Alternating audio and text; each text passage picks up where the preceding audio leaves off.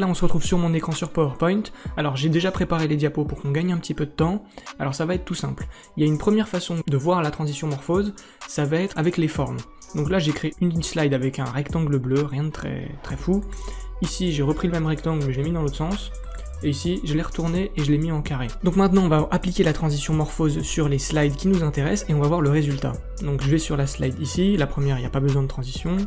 Et donc ici, morphose, donc c'est non transition, rien de... voilà. Et vous voyez déjà la transition, comment ça se passe. Ici, vous avez l'option de l'effet, donc pour l'instant, on reste sur la transition avec les objets. On verra celle d'après, juste après. Donc je l'applique aussi sur celle-ci. Et du coup, maintenant, on va voir ce que ça donne quand on est en mode diapo. Donc on passe à la slide suivante, et vous voyez qu'en fait, la forme ne va pas disparaître puis réapparaître, mais elle va bouger. Donc en fait c'est tout l'intérêt de la transition morphose, donc là c'est un exemple qui l'illustre. Maintenant on va passer à la morphose avec les mots. Donc ce que je vais faire c'est qu'on va aller sur cette diapo là. Ici vous voyez qu'on a un rectangle avec du texte dedans, ici une zone de texte et une autre forme. Donc on va voir si en appliquant la transition morphose à cette diapositive, donc on voit que là les mots ont été déplacés, donc c'est plus la même phrase.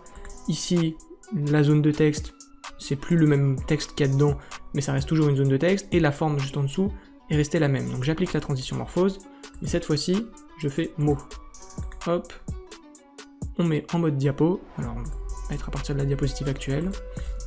Donc on est ici, on fait la transition, et alors là il se passe plusieurs choses. Donc vous avez vu que le rectangle de base, ici, a disparu, parce que là on fait plus la transition de la forme, mais des mots qu'il y a dedans. Par contre, la zone de texte juste ici a bougé, donc si vous voyez bien, le mot texte est remonté parce que c'est un mot qui est en commun entre les deux slides, et la forme en dessous, vu qu'il n'y a pas de texte dedans, a bougé aussi, parce qu'en fait, dans la transition morphose, il y a une sorte d'ordre de priorité, c'est-à-dire que les objets dans tous les cas, peu importe la transition qu'on va appliquer, vont bouger. Ensuite les mots, et si on fait des caractères, en fait tout bougera, vous allez le voir juste après, et d'ailleurs on va passer dessus. Donc là c'est encore plus simple, j'ai pris une zone de texte, j'ai mis du texte dedans, alors évitez de le lire parce que j'ai vraiment écrit n'importe quoi, c'est vraiment pour illustrer. Donc ce qu'on va faire c'est qu'on va aller sur la slide d'après, où cette fois-ci j'ai utilisé un générateur de texte, hein, ça va quand même plus vite, ça m'évite d'écrire des bêtises.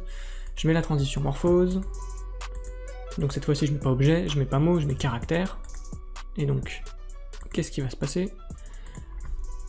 Donc là on a notre texte, on passe à la slide d'après, et là, donc on voit que tous les caractères en fait qu'il y a en commun entre les deux diapos vont se déplacer, et donc voilà le résultat. Alors l'utilisation de cette dernière transition de morphose avec les caractères, vous l'avez vu, elle est sympa, mais il faut pas en abuser, il faut pas la mettre sur toutes vos slides, franchement c'est quelque chose à utiliser une fois de temps en temps pour créer un petit effet de surprise, mais évitez de la mettre de partout parce que ça va vite commencer à être un petit peu trop extravagant on va dire, donc essayez de pas trop en abuser. Alors maintenant on va passer sur une utilisation qu'on appelle plus détournée à travers des diapos qu'on a réalisés, donc comme ça va vous les illustrer toutes les possibilités de la transition morphose. Donc en fait on a juste pris des formes qu'on a reproduit d'une diapo à l'autre, et vous voyez là par exemple la slide de l'introduction, le carré va venir s'étendre et ensuite va venir bouger. Là par exemple pour illustrer l'agrandissement d'une image, on va encore appliquer la transition morphose, ce qui fait que l'image une fois qu'on va passer à la slide suivante va grossir. Ensuite elle va pouvoir rétrécir quand on va pouvoir passer à la diapositive d'après. Donc vous voyez, ça crée une certaine fluidité qui est vraiment très agréable à regarder. On va se retrouver avec un diapo que Victor a réalisé, donc ne faites pas attention au contenu, ce n'est pas le but en soi. Là c'est pour vous illustrer que par exemple on a réussi à faire un sommaire, donc vous voyez les petites barres sur les côtés qui se déplacent de gauche à droite, tout ça c'est fait via la transition morphose. Donc là je vous laisse regarder, donc on peut voir que à chaque fois qu'on va passer la slide, le sommaire va avancer d'un cran, et donc ça donne un effet vraiment sympa, et surtout c'est très facile à mettre en place.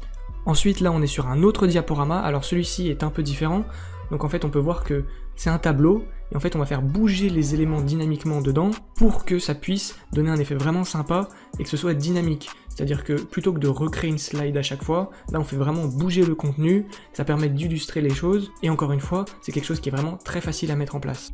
Et pour finir avec celle-ci, qui est assez simple en fait, c'est juste des carrés, donc on va reproduire d'une slide à l'autre, donc vous allez voir au début on dirait un rideau qui s'ouvre, puis après les deux carrés vont s'échanger, donc ça donne des effets sympas, ça permet, si jamais votre présentation n'est pas très dynamique, de vraiment rendre le truc sympa.